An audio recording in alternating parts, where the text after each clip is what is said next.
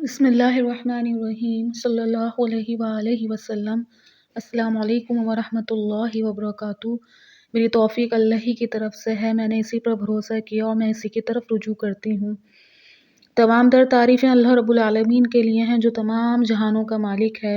بعد اللہ رب العزت کی تعریف کے لاکھوں کروڑوں درود و سلام بجانب خاتم النبیین حضرت محمد صلی اللہ علیہ وآلہ وسلم پر۔ اللہ رب العزت کا بڑا کرم کہ اس نے ہمیں اپنے محبوب صلی اللہ علیہ وآلہ وسلم کا امتی بنایا۔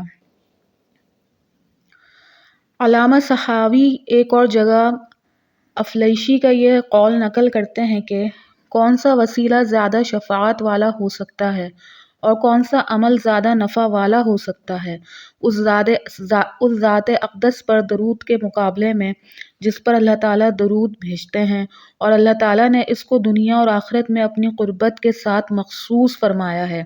یہ بہت بڑا نور ہے اور ایسی تجارت ہے جس میں گھاٹا نہیں۔ یہ اولیاء اکرام کا صبح و شام مستقل معمول رہا ہے۔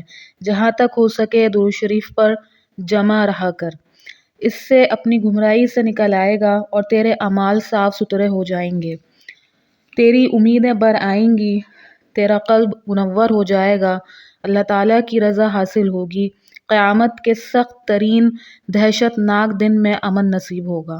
کتاب فضائل درود شریف۔ رحمت للعالمین خاتم النبیین حضرت محمد صلی اللہ علیہ وآلہ وسلم کو پہچانیے، ان سے محبت کیجیے، ان سے اپنا رشتہ مضبوط کیجیے اور خوب درود و سلام کا تحفہ خاتم النبیین حضرت محمد صلی اللہ علیہ وآلہ وسلم کی خدمت اطہر میں دل و جان سے پیش کیجیے۔ السلام علیکم ورحمۃ اللہ۔